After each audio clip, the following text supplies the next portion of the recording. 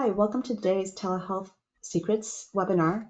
Um, our session is recorded. Just a few quick housekeeping items, sorry. The session is recorded and it will be sent out following this webinar. We do have a handout for you that you can download from the handout section. Please send in your questions via the chat anytime during this webinar and we will get to them. And you can also find more on-demand webinars at vsee.com/secrets. Well, please also connect with our panelists following this webinar. And now I'll pass the time over to our moderator, Dr. Milton Chen. Thank you so much, everyone. So excited to have you join our webinar today. On the personal, I'm super excited. I think we got 3 superstars here, and I just can't wait to share with them. So again, my background is over the last couple of years, we've been doing a lot of stuff around telenursing, specifically around how to apply AI and technology to make the nurses to become a lot more productive and efficient in this. And one of the reasons I'm super excited is we have 3 just phenomenal panelists. We started with Rebecca Love. She's the very first nurse speaker on the TED main stage, and she's the founder of Commission for Nurse Reimbursement. Now, one of the fun facts about her is she actually survived a shipwreck. She was floating water for 7 hours, and on top of that, she survived an airplane explosion in there. Like, insane story. You just gotta know about her. Then our next panelist is Shawna Butler. She's a phenomenal nurse economist. She was a managing director of NextMed Health. She's also the host of See You Now podcast in partnership with Johnson & Johnson and the American Nurse Association. And she's also named by the Rock Health as one of the 50 most influential in digital health. Again, one of the fun facts about her is she loves presidential library. She got hooked on them during her years in Atlanta. She regularly visits the Carter Center, and she's one of those phenomenal person about the history. Again, there's a bunch of interesting things I think you go enjoy about her. Our final panelist is Sigi Marmorstein. She's a serial entrepreneur and a top 50 health technology CEO. Her latest company is Baby Light Device. It's been doing just on the rock, like just tearing up in terms of provide maternal and fetal care to all sort of people. And one of the fun facts about her, she's a world-class surfer. And she, on top of that, she's also involved in numerous projects from Kenya, Uganda, Sudan about maternal and infant care.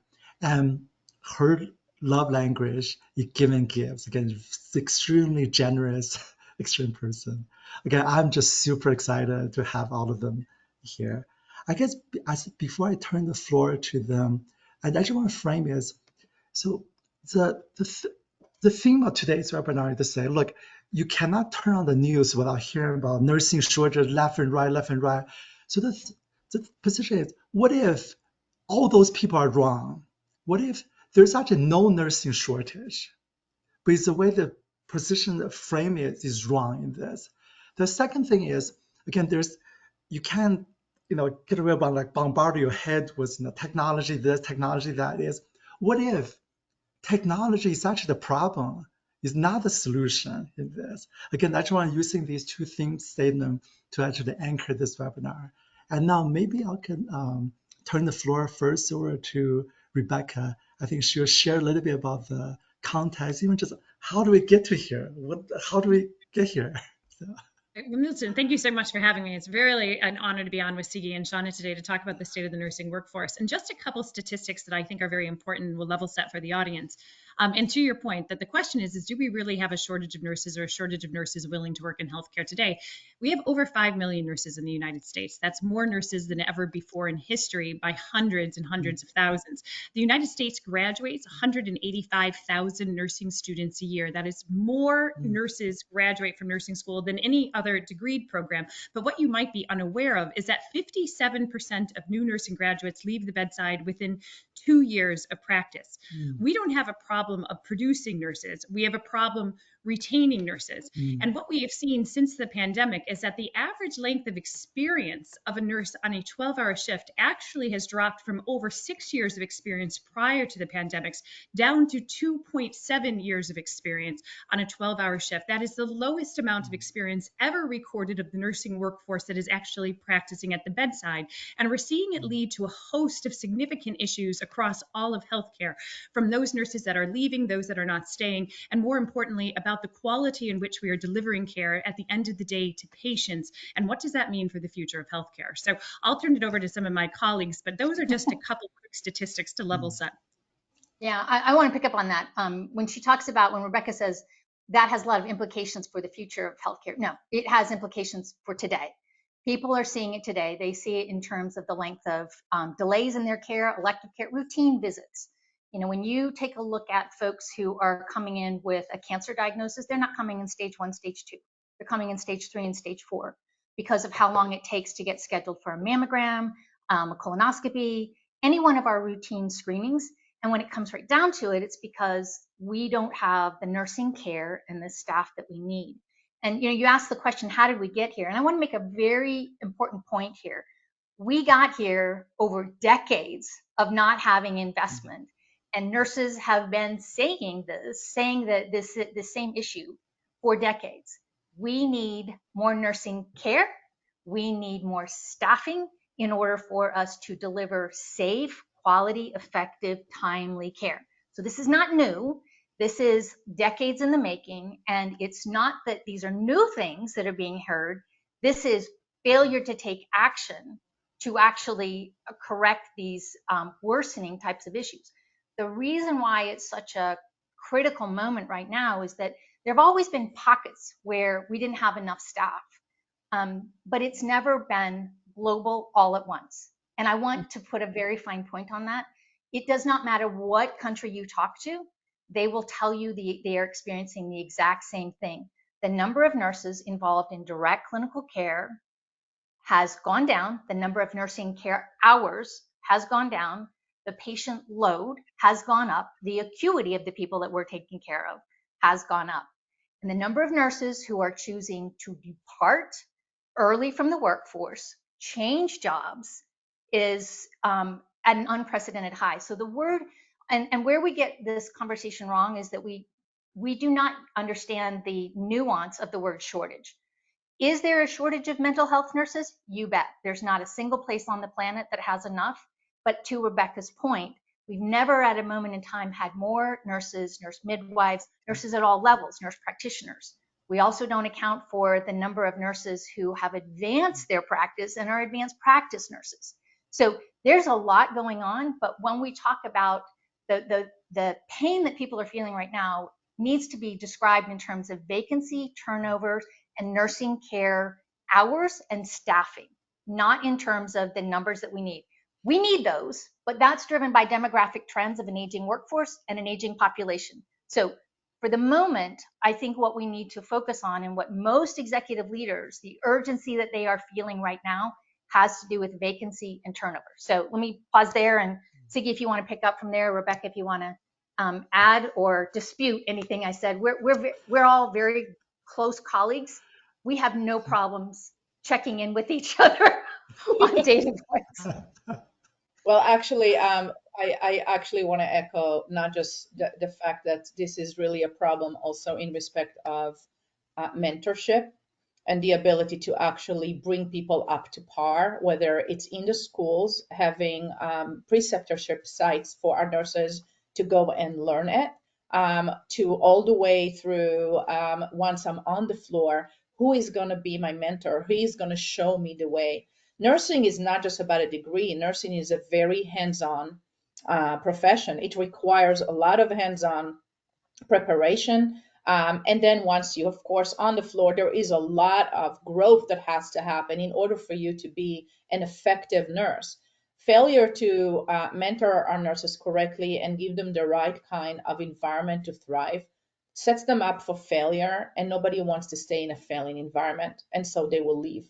Nobody wants to feel that when they come to work, they cannot complete their tasks effectively.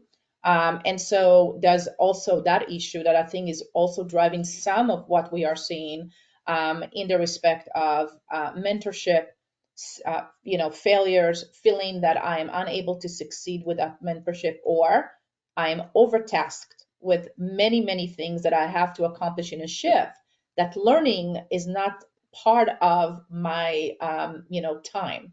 We need to give nurses time in their schedule, literally, for learning, saying this is a dedicated time for you to learn, to grow, to be mentored. Once I do that and I'm successful, then I'd be also willing to mentor others. I think that those are a couple of things that we lost. And lastly, I want to talk about the pandemic really opened our eyes to something that's been here all along. People think this is the nursing shortage, which is not a shortage, but nursing problems have to do with the COVID pandemic. It does not. The COVID pandemic showed us exactly where the gaps are at. It showed us and literally shine a light on the gaps in care that we are having. And obviously now we are just reeling from that, but it is not the cause of what is going on with staffing and nursing in the state right now. Thank you so much for the opening. I guess, Rebecca, if I could go back to you, open with this, some shocking statistics, how like we're creating so many nurses, but they're leaving really.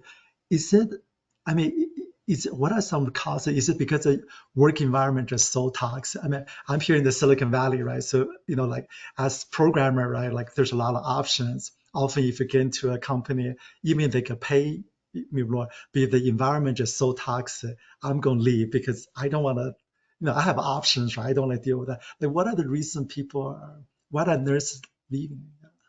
Milton, I think it's a very good question. And to the point that Sigi and Shawna made, I don't think that this is a new phenomenon. It had always been happening. But the truth is we always produced plenty of nurses, that people just thought of nursing as an endless commodity, that there would always be more. But what we've seen more recently, and my husband asked me this question, he's a CFO, and the best way I could explain it to him was I said, honey, when you graduated with your finance degree, did you graduate with the same level of experience and expectations that the CFO had? And he said, well, of course not.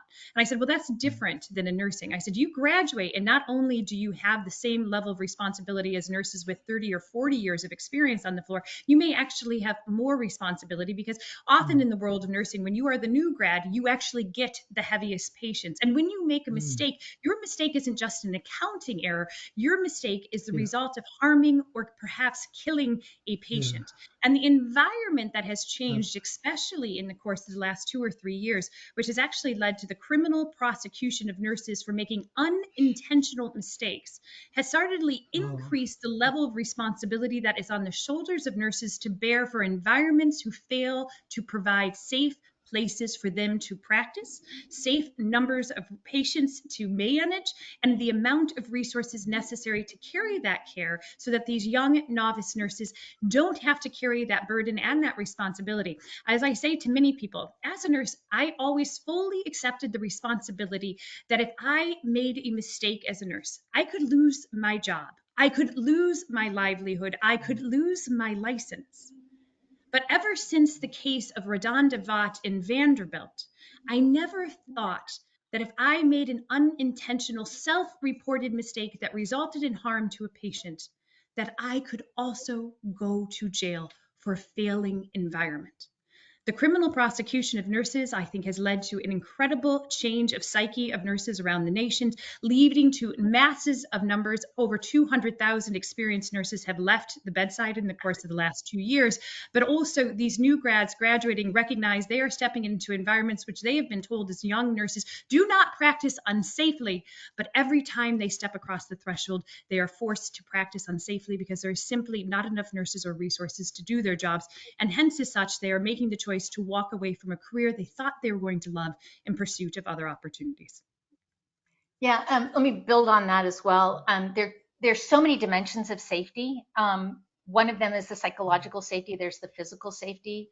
And increasingly, where we have states where there are bans around reproductive care, it has put a huge damper on what you can say, how you can say it, when you can say it. So to Rebecca's point about a self-reported mistake that causes harm, that's one level of potential criminal liability, we have now put in places in almost half of the states in this country where even talking about care that fits into reproductive health could put your license and your livelihood and your freedom at risk, in addition to enormous financial penalties. I happen to live in Texas, which is one of the most punitive states and one of the hardest, and we're seeing those impacts.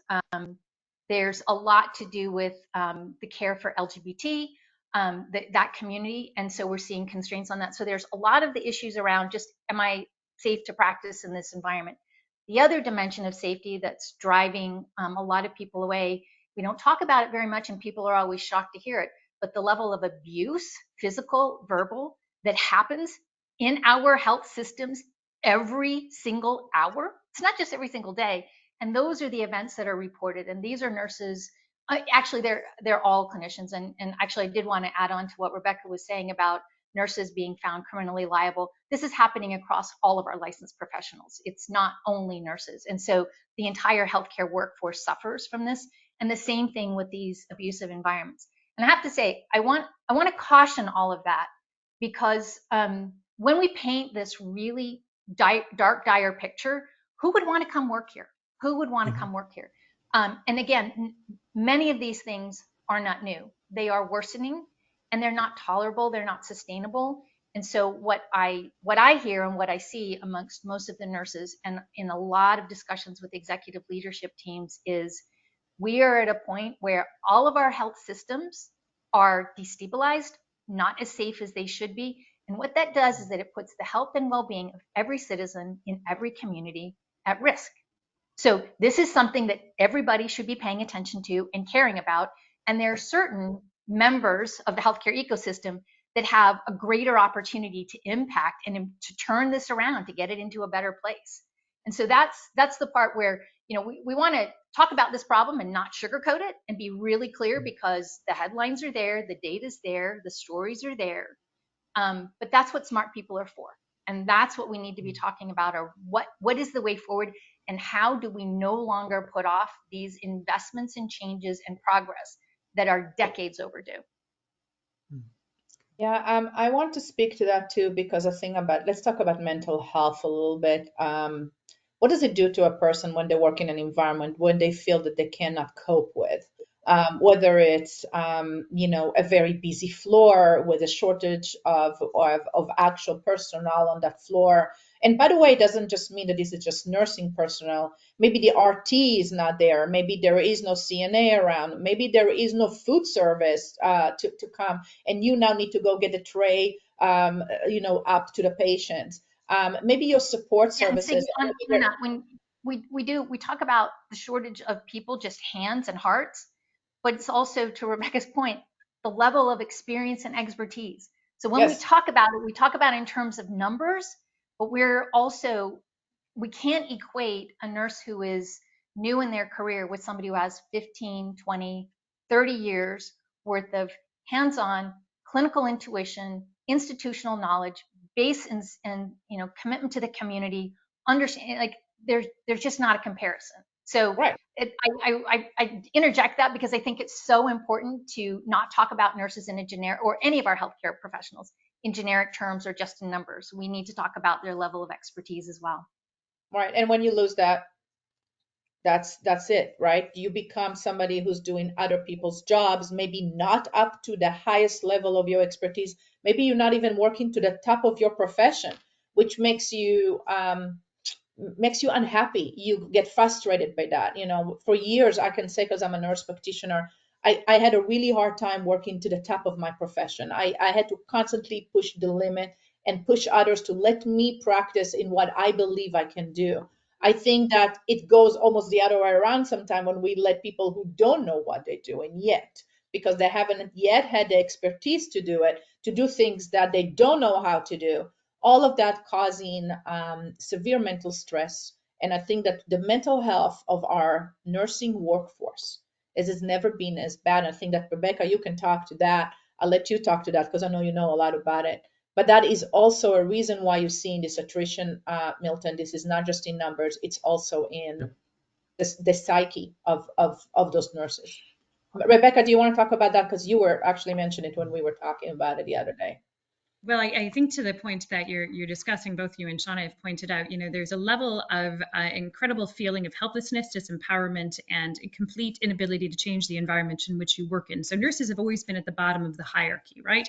They deal with all the frontline care, but their ability to actually change the environment in which they work in are absolutely not ever empowered to do so. And I think that when you're looking at the state of nursing today, what we're recognizing is there is a fundamental understanding now that nurses are critical to being able to deliver the care that is necessary to get patients to be better. We have tried to bring in technologies. We have tried to bring in other resources that could replace nursing. And what we're finding actually is all of that is failing the patient. Healthcare today is more expensive than it's ever been before. And Shawna can actually speak to this, but outcomes are actually worsening across the United States at levels that are taking us down to some developed nations in specific verticals. Sigi can speak to those kind of levels. One of the things that I think that we're not necessarily addressing, which I think is absolutely critical, is why are we here? And part of the question is that nurses are cost to healthcare systems. We are the only degreed professional that does not have a billable service. PT, OT, respiratory therapy, surgeries, all of them, surgeons, all are able to reimburse for the services they provide. And why that exists is because back in the early days of the 1920s, when nursing became the largest economic vehicle for women's financial independence after the women's rights vote happened for women to have the right to vote, hospitals started to see that nursing and women had too much knowledge over the financial model that they were bringing in. Every single bill in the 1920s listed nursing services as a billable service. And as one of the historians, Donna Deere, said, with the development of modern insurance in the 1930s, they looked at a model because hospitals were run by men, administrators were men. They wanted to look for a model that would keep nurses as far away from the money as possible. They turned to hotels, saw that maids were rolled into room rates, and they rolled nursing into room rates, forever placing nurses as a cost to healthcare systems. And we know as business people, you don't invest in costs, you cut costs. You cut Every situation, we are cutting nurses to the lowest cost denominator, staffing not for what's in best interest of the patient, but what is in the best interest of a financial model that is failing patients at the end of the day. So I'll turn it over to Shawna and Sigi to jump in. Milton. Yeah, I want to jump into that from the standpoint of that model, putting nurses over on the cost side of the balance sheet. What it also did is it made their work invisible. It did not demonstrate, or we have very little way to be able to track the work, the clinical value, and the economic value that nurses drive. Thus, the nurse economist. I mean, we spend, we have some sense, not a very clear sense actually. People think it's stronger than it is. We have good evidence about the clinical value that nurses drive. We have next to no evidence about the economic value to health as a sector, the economic value. Most health systems, they are an anchor institution in their communities. They are frequently the largest employer. And when you look at who that is, who they are employing, the largest portion of that will be nurses. So a nursing degree and a nursing background has been economic mobility for many communities, for many populations. And so we don't put that, we don't really have those numbers to calculate that out, because the revenue and the value have been absorbed into something that's invisible. And when you think about how we set our pricing, our investments, when you are revenue invisible and considered a cost, you're never in the discussions about pricing and investment. So nurses have never been in those discussions. They've never been a part of establishing what we're going to prioritize. And if you think about what we're trying to prioritize, what we have really is a model that is fee for sickness. We are paying, and we're paying dearly in terms of lives and in terms of dollars, but it shows up in all of the national data, international data that looks at health and well-being metrics across every dimension, and with all of our peer nations and some countries that are not our peer nations. We spend way more for worse lives, sicker and shorter lives. We're close to 18% of our GDP. We're the only country that spends that much. And for the amount of money that we spend, we should be the healthiest, happiest, most prosperous people on the planet. And we're not. We're very far from that. As a matter of fact, I think it's something that's really important to pay attention, is that during the pandemic, a lot of nations saw a hit in their longevity rates. After the vaccine was developed, we started to see that normalize. The United States is the only country that actually sees it going down. And when you dig more deeply into that, it actually started a couple of decades ago, and it's with our chronic conditions, our cancers, our heart disease. It's not what, a lot of people think. It's the opioid crisis, it's mental health, it's violence prevention, it's not violence prevention, it's violence action. But these trends started a while back. And when you start looking at the policies and the technology investments around those countries that see a rising longevity and an outcome, they've invested differently in what their healthcare workforce is and what technologies they're using. And we're paying the price for not doing that. Like I said, we're paying for it in terms of dollars and in terms of lives and deaths. Yeah, thank you. let's do this by just saying that people come to hospitals to get nursing care. People think that people go to the hospital to get medical care. They come to the hospital to get nursing care. Without nurses, there is no hospitals. And the hospitals that have been closing in the last, we have about 126 hospitals that closed in the last few years in the United States. They closed because they could not staff their nursing side. So it is actually has an economic impact that is almost hidden. If I'm closing a hospital, all of that money lost, all of that community service lost, that is an economic impact.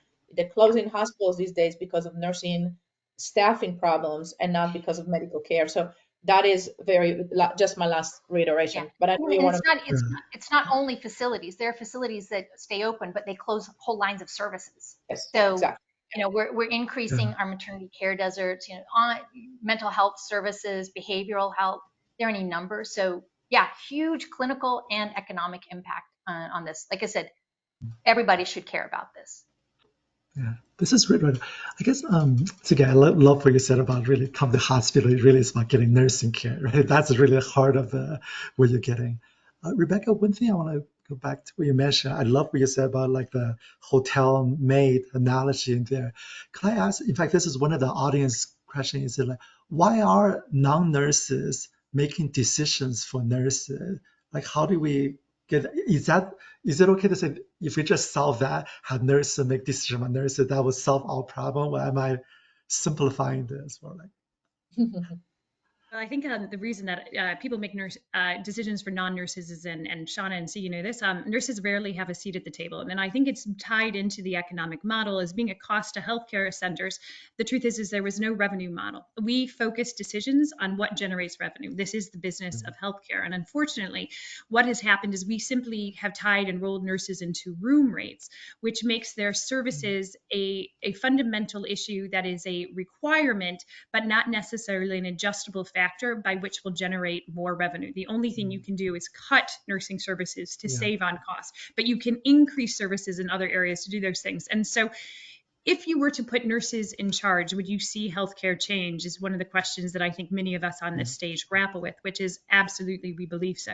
We fundamentally believe that if you put nurses in charge of healthcare systems, hospital systems, nursing homes, long-term care, home healthcare, and gave them the power to make the decisions in which to drive better patient outcomes, we may see dramatically different sets of determining factors that currently don't exist. And there's a strong movement in the United States to try to do some of this. But the reality, honestly, is it largely, in my opinion, a lot of the history of nursing ties into the battle of the women's rights movement. Nursing is the only profession that has not become a reimbursable model in the course of the last 100 years. We've seen it broken out for every other one.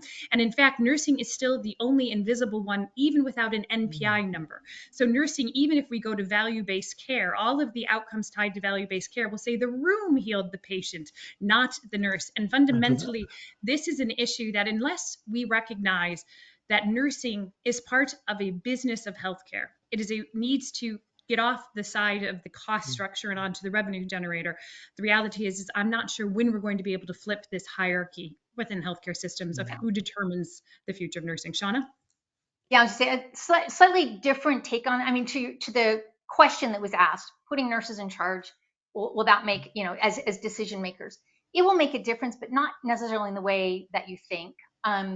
The key driver here is our business model, our revenue model. Right now, the revenue is driven off of predominantly physician activity. You know, there needs to be a diagnosis. Once that diagnosis has been made, then there's a set of activities that can happen. Orders. So when you think about that business model, first of all, you have to have a diagnosis.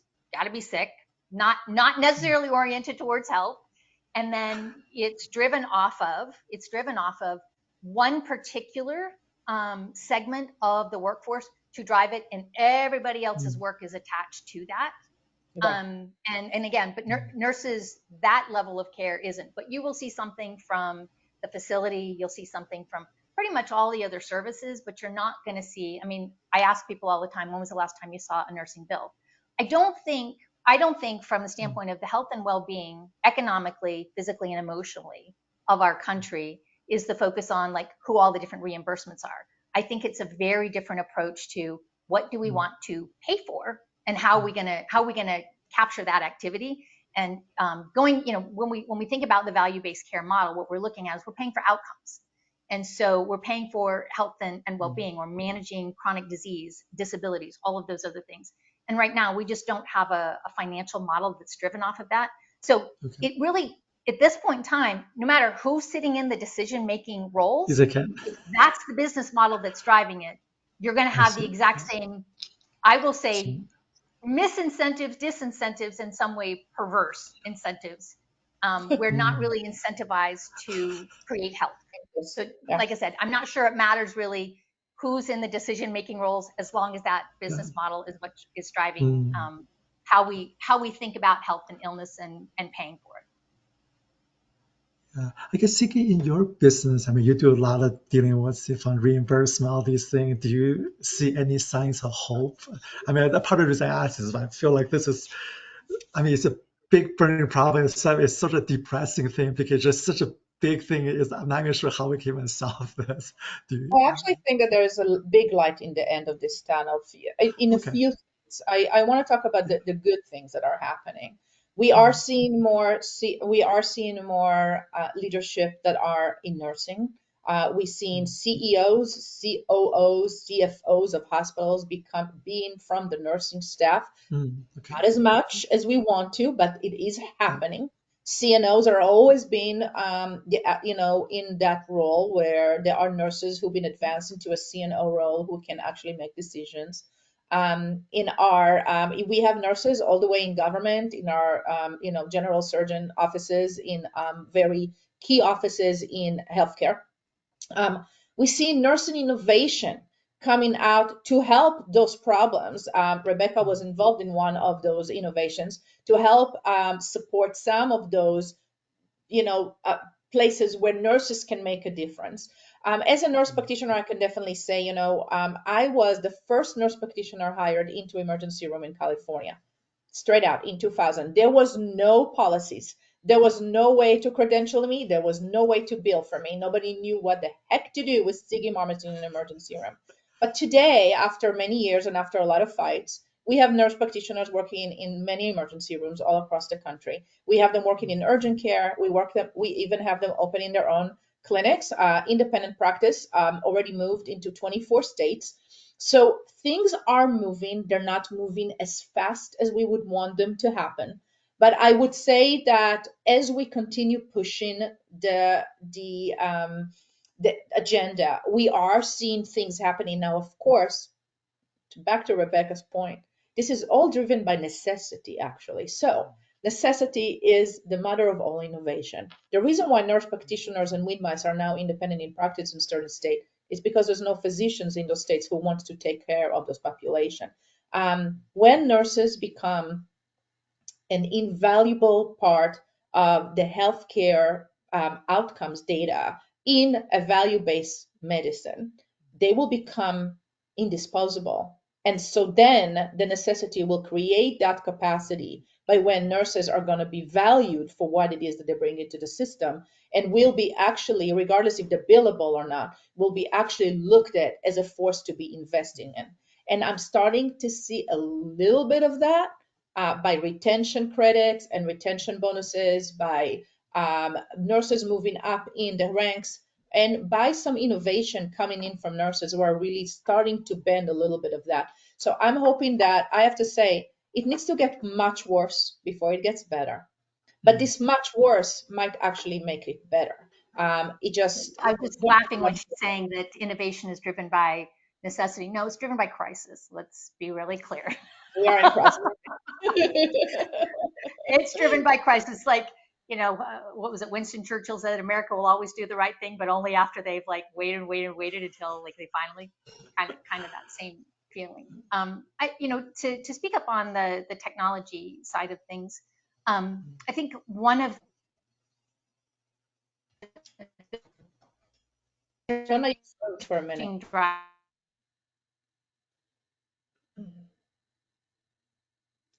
Hey, Shawna, you are frozen. Rebecca, why don't you take that on? Yeah. So, and hopefully Shawna will jump right back in. I mean, we have seen some technologies that have stepped in to actually alleviate the burden. And the reason that we're here today actually was to talk a little bit about the state of virtual nursing, right? And the implications that we've seen that it has had to make a difference within regards to healthcare systems. And the hardest thing that I think that, and in my opinion, the best use of technology that I've seen that's actually driven any support to actually drive dramatic impact on the nursing crisis is virtual nursing. And I think the reality is why it works, right? Why this investable resource works is because of all the outside pressures that are currently existing within healthcare, the lack of nurses who have years of experience being at the bedside anymore, a very young and novice nursing workforce at that bedside. The truth is you don't know what you don't know when you're the jack of all trades showing up on a new floor and complications are happening. And the truth is the level of acuity that patients exist today, if you can walk and talk, you're not in a hospital system. Your life has to be so at risk that without the direct care of a nurse for every single minute of you being in that institution, your life is at risk. We fundamentally need to look at resources that are going to be doing this. And I think virtual nursing is showing to be one of the best and most productive within that. But Shawna, why don't you jump back in because you were off and jump back in on what you were talking about with technology. Yeah, I was gonna say, I'm not really sure where to jump in. Why don't you ask me a question about technology stuff and let me go from there, because where it cut out, I have no idea. Okay, Shawna, how about maybe I feel like the first part of the Technology, session I was is just gonna really say, yeah, we always laugh in our technology world. AI is easy, AV is hard. So, yeah. But anyway, so your question about technology being? So I guess I mean if we switch gear into I think that like we talk about like, a lot of the underlying business model decision making, these are I think it's really core to this thing. In fact, Shawna, I really love what you said about it's like if we don't change some of those models, it doesn't matter which role like you still can make the change.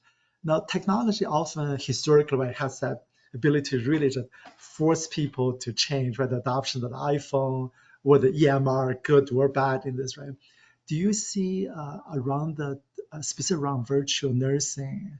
Do you see things that like things area that could be very promising? People should put more investment. Also, versus area that might be just like a gotcha. Really, is like a lead to like dead end type of things.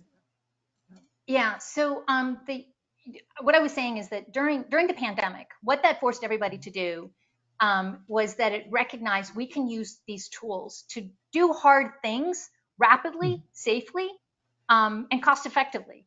Whole workforces would turn over overnight and start using this concept of remote work.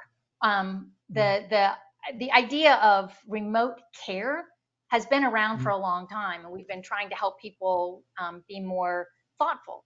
What's hampered that adoption has been there wasn't reimbursement for it. So people had to make a lot of business cases like, does it make our work that much more efficient? Are we able to reach a number of people that the costs and the investments make sense for us?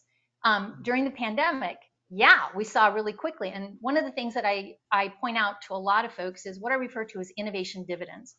Those organizations that had a heavy investment in technology and thinking about doing things in an innovative way, when the time came, they already had that culture of being able to do things in a different way, to be comfortable with some new type of a device or some new different way of interacting with people. Those people who are like, I'm going to wait and be slow, they had a little bit harder time. And then you had another group of people who had their head in the sand and like, yeah, it's never going to happen in my lifetime. They paid heavily for not having an orientation to being the person, being the group, the organization who said, let's lead, let's figure out, let's solve this problem.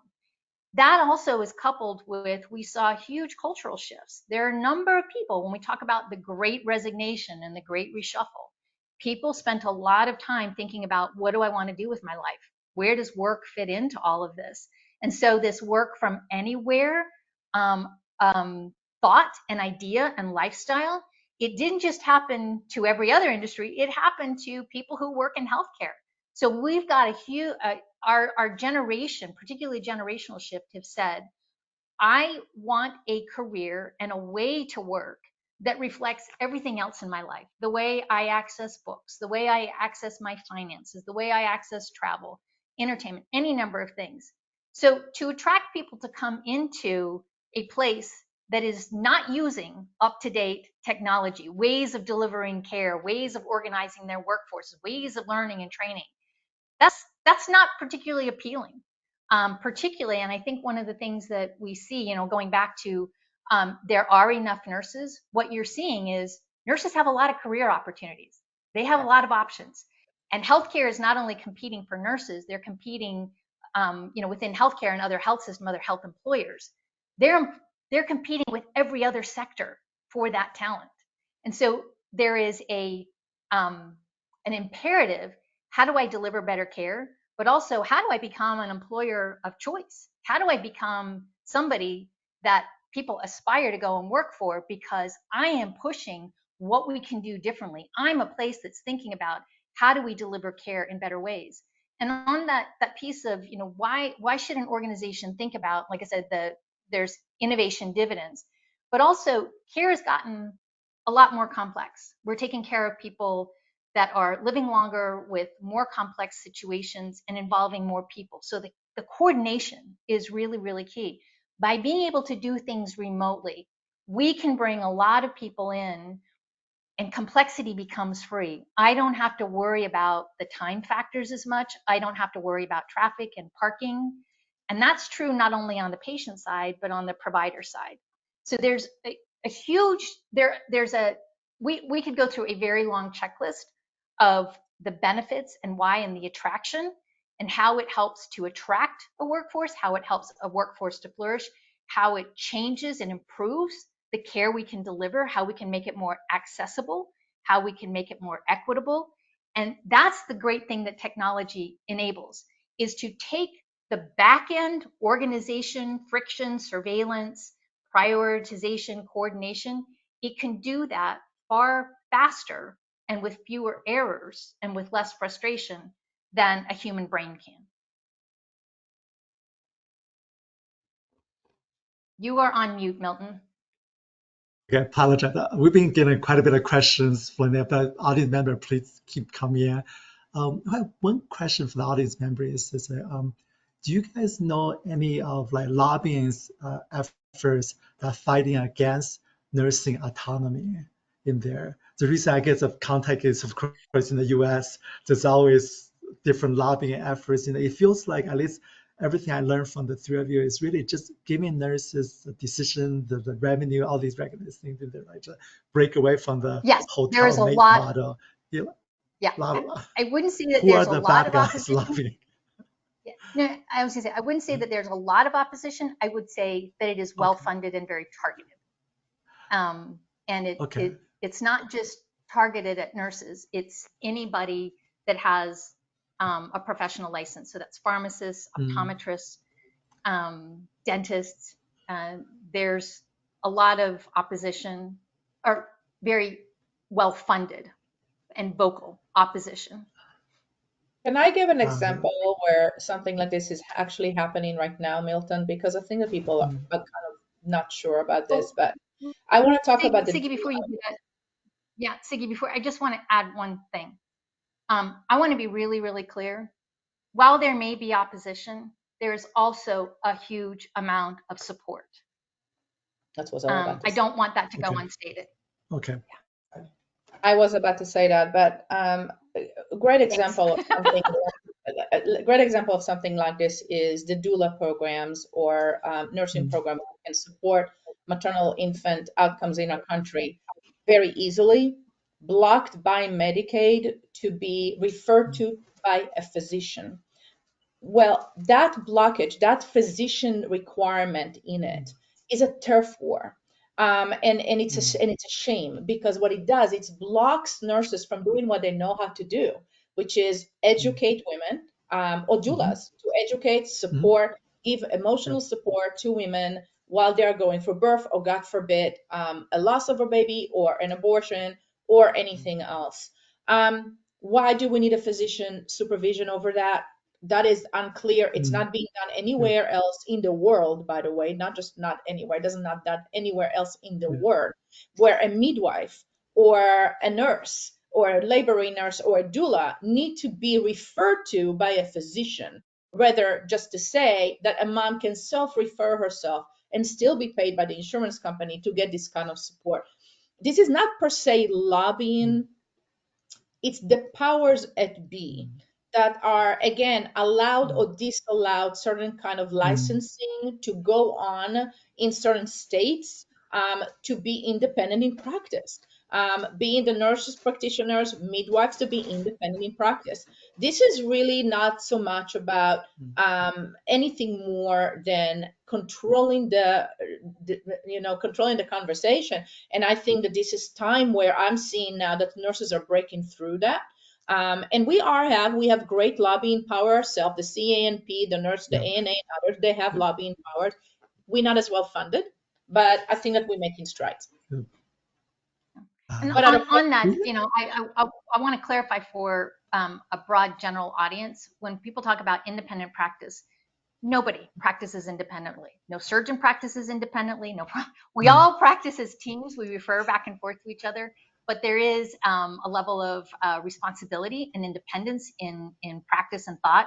But there's this idea that people would go out and just do whatever in their practice. None of us do that. We all work in teams. Autonomy of care, autonomy, practicing to the highest level of your expertise and being autonomous in your practice. By the way, that's true for nurses on the floor as well, where they don't need to be directed to everything by, what we used to call standing orders, not to have to call for orders constantly. There is a lot of that happening. This is actually somewhat of a control situation.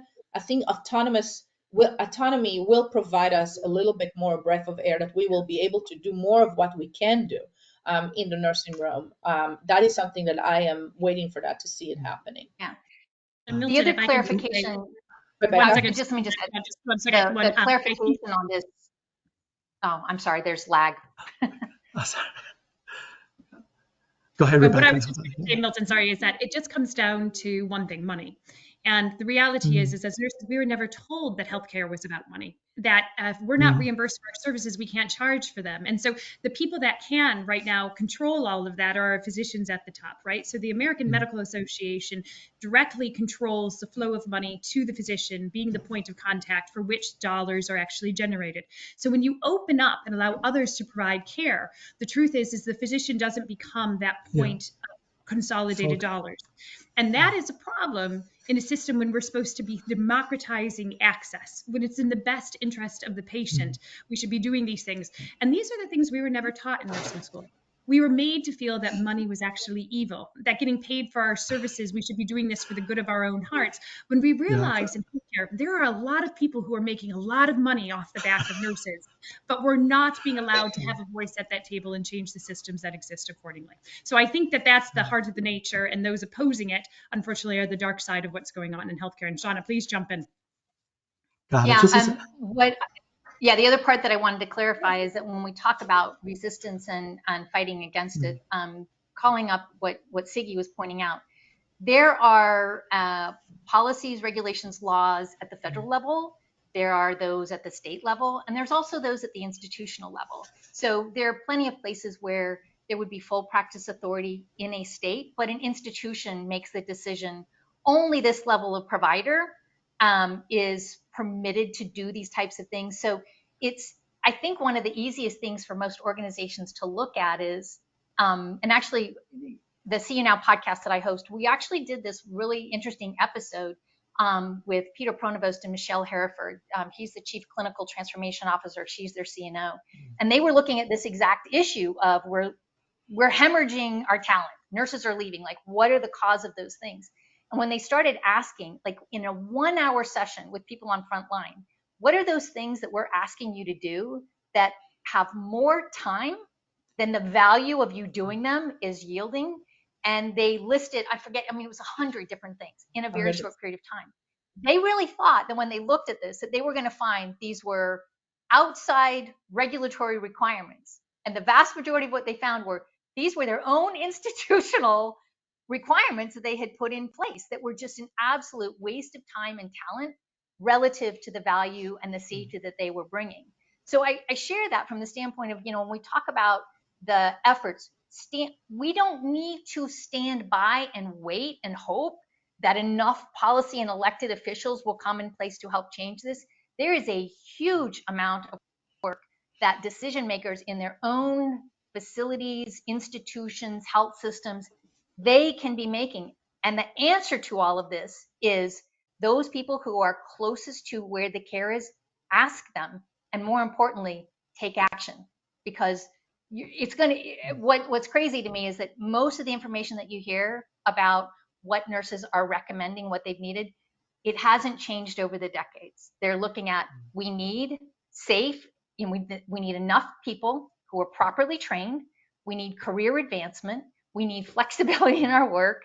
We need to be able to have those things that allow us to career advance.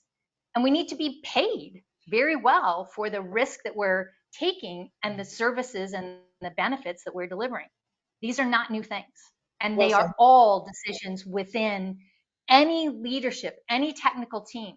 And the role of technology is to allow us to do our work better, more safely, more equitably. It does not replace what we do. It helps us to do. We need more of us, and we need tools to help us do it really well. Yeah, I guess, but I really appreciate that. Maybe in the remaining 9 minutes, we're going to do some couple maybe rapid fire to get a couple more questions. One of the audience members is asking us, like, if you were to change the nursing into a reimbursement model, would that mean to a patient, would that mean I will increase my fee? Because the part of the question, right, they say, right, if you're a taxi physician, you get a bill. Everything you do is a bill. Or by just listening in there, you could actually decrease costs. Part of the reason I asked about that, right, so one of my friends recently shared with me his bill. I was like, one consultation at a Southern Health, like 15 minutes, it was like $700. I know the physician not getting paid. Nurse, like, if you break that, does that mean the nurse would get, like, how will it impact the patient? Milton, great question. So the Commission for Nurse Reimbursement is coming up with about 6 different models. And actually, surprisingly, our commissioners are being published in places like Health Affairs, American Journal of Nursing. We've never seen this kind of pickup of nursing articles that are coming out. We're actually finding that there is another country that did this. Belgium, for example, just changed nursing to a reimbursable service. Not only did it drive down healthcare cost across the spectrum, it led to better patient outcomes on disease states. Because what they found is when you actually were able to reimburse for nursing services, you reverse the errors, you reverse the harm, you reverse worsening outcomes, and that dollars that were spent on wasted readmissions and other kinds of things, of infections and other things, and mortality actually started to go down. So this is not an unproven model. You got to look towards Belgium. They've done it, and actually healthcare costs came down. The one definitive factor that we know, Milton, just to say, that actually shows the decreased mortality is actually a study that was done by the NIH that showed every increase of patients per nurse dramatically increased the likelihood of mortality by 7% per increased patient that a nurse has. So we know, for one thing, the only real differentiator between patients living and dying is the amount of nursing care and the amount of nursing hours that are spent on them to get them home safely. So it's time we fund nursing. Let's look to Belgium and let's change the system today to stabilize healthcare. That's I love awesome. that. Another country, there are 2 other countries where that's, if you look at Rwanda, what they've done, if you've also take a look at Costa Rica, so these are other countries. But Rebecca makes a really important point, and I want people to hear this. Nursing care and nursing hours are what save lives. There is a sense, and I see plenty of models out there that look at it and say, okay, this is how many nursing hours we need and how much nursing care, but they want to deliver that over fewer numbers of FTEs. If you need 80 hours and you think you can have 2 nurses deliver it, that leads to overtime, mandatory overtime. It does not allow for anybody to be ill or to be outside of their scope of practice. So it is not only the nursing hours, but how many people are you needing it? What skill mix do you need? Because in the care delivery, teaching and training for healthcare is very much an apprenticeship. It's not easy to do a lot of the work that we do at scale. There's a lot of stuff that we can do with simulation. We can, there are parts of that, but a lot of this is an apprenticeship. So when you have people coming in new to the career, we need beginner's mind. We need beginner's thinking. We need that energy. We need digital natives. We also need a group of people who are well prepared to move into institutional leadership, program management, design and development, because they've got really strong clinical skills. We need people who are very senior. So it's not you just have, this set of people at this level. You need a mix because it is going to continually shift and change. So I think it's, like I said, it is nursing care and it is nursing hours, but I want to be really clear. How you spread those nursing hours over, you need people, and it's not just FTEs. Okay. Terrific. Maybe I'll get, in the interest, I'll ask one final question from the audience member, then we wrap up. The question is, so what type of technology have you found that's most valuable for supporting the nurses? Like, just what, given again the context, given nurses under so much stress from everything, if you could wave a magic wand, what tools or things they should have to improve their work? Maybe Sigi, do you want to take? Actually, yeah, because I think that we have not talked about technologies enough. We talked about, a lot of people think that technology in healthcare is the EHR system, Epic, Cerner, Allcrown, and all of that. That is not technology. That's actually became, it actually became a really big thumbs up, and a lot of people say, oh, he spends more time in front of the computer than he is in front of my patient. It's actually true. It became an accounting, actually, methodology. All we're doing in an EHR is accounting. We're putting in things that will bring us money to the hospital. But a technology that actually going to change nursing care is anything that takes any kind of tools that will help a nurse to do her job to the highest level of her expertise at the best way possible. So I want to talk a little bit about it because we talked about telenursing. A lot of people worry that telenursing is going to replace nurses, that AR is going to be replacing nurses, that we're going to do VR nursing thing and televisions are going to take over and we're going to have robots going down the streets. That's not what we're talking about here. But a telenursing means that you take a nurse who is extremely knowledgeable with a lot of experience, who knows how to monitor and look at a floor in a very high bird level view. And then she can assign her nurses to different kind of tasks that are not like bringing trays or bringing medication, but doing tasks that will actually be valuable to the patient and to that nurse and to the workforce that this is represents. This is utilizing technology to triage and understand who needs to be seen first, what kind of efforts needs to be put in front of that personnel, and then how do we actually use the force that we do have to the best of their abilities.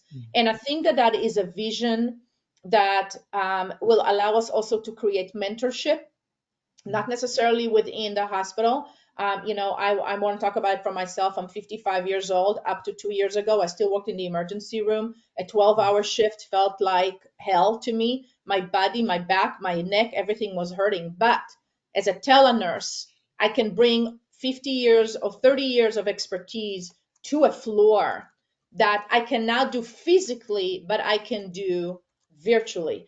And I think that we are missing the opportunities on this knowledge and on this power to bring it to the floor without physically having it on the floor. And I'm not talking about avatars in here.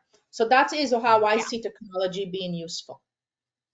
Thank you. That concept of work from anywhere.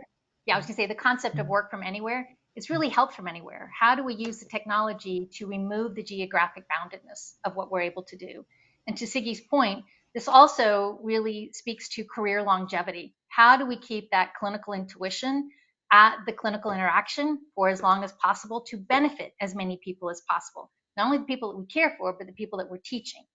So it's a real way for us to change accessibility, use the technology to manage language barriers or cognitive barriers or any type of economic or transportation, childcare barriers. It really helps us to be in the places where we are needed. One of the examples that I've seen that really has. I'm sorry. Yeah. We have 9 seconds, and I want to make sure that we wrap this up. Any last one? I was thinking maybe as we wrap up in this, I feel like they're giving there's so much almost misunderstanding or lack of insight. I almost feel like the three of you are in charge of nursing across the United States. The world is so much better place. Also, maybe as we wrap we agree. Super. Please, audience member, make sure talk to them, get their insight. I think I think maybe each of you, as we wrap up, in maybe 10, 20 seconds, say if you were able to, what is something that you believe that the healthcare executive, the CEOs and stuff, they have a lot of misunderstandings, they still don't believe yet, that if you can influence their mind. What? I'll go. Okay. Yeah, I'll start. Two things that three. First of all is get on board with making sure that everybody can work to the top of their license and skills. Most of these are at the state level. So anything that is addressing full practice authority, we need everybody working at the top of their license and training. So that's one. Second thing is voting. What care we can provide is determined by the policies and the people who are in elected roles. Make sure, it's shocking to me that nurses and physicians have below average voter participation. Okay. We're not engaged civically. And so much of what we're talking about here is driven by policies and budgets. So get on board with voting. And the third thing is embrace the technology. You are in a place, and by technology, we're talking about robotics, generative AI, point of care diagnostics, anything that's data related. These technologies are shaping how we live our lives. They're not going away. So the thing to do is be a part of the design, be a part of the adoption, be the leaders in this instead of being the laggards. Embrace it and become the expert. So when people want to know how you use these technologies, the first question they ask is, how are they doing it in healthcare? Because healthcare is really safe and caring. Let's be those leaders in technology adoption and development. Sigi or Rebecca? I'll jump in, and I think what I would say is that, to CEOs and the leaders of healthcare, the definition of insanity is to keep doing the same thing over and over again and expect different results. That's exactly what Einstein says. And so if you keep tackling the nursing workforce crisis in the way that you have been doing it every single day for the last decade, you are not doing anything to solve it. So what I would say to you is, if you don't have nurses having a seat at the table, driving forward solutions, the reality is you're not going to solve this. So the reality is bringing in more high-paid consultants, spending millions of dollars of outside people to tell you what your nursing workforce already knows and can already solve. My answer is, go back to your nurses. They can help you solve this. And if you give them the chance to do so, not only are you going to come out ahead, but you are going to save patients' lives. Sigi? Invest in nursing innovation and in nursing technology. That will solve a lot of your problems. Nobody is disposable. Don't ever treat anyone like they are a disposable commodity. We are not a disposable commodity. We are your commodity. We are your highest and the highest institution in the world should know this. A nurse worth $1 million every single day. That's it. So wonderful. Sigi, Rebecca, Shawna, thank you so much for your wonderful insight. I really mean this. I really think the whole world just have you guys in charge of things, make all the decisions for them. That so much better.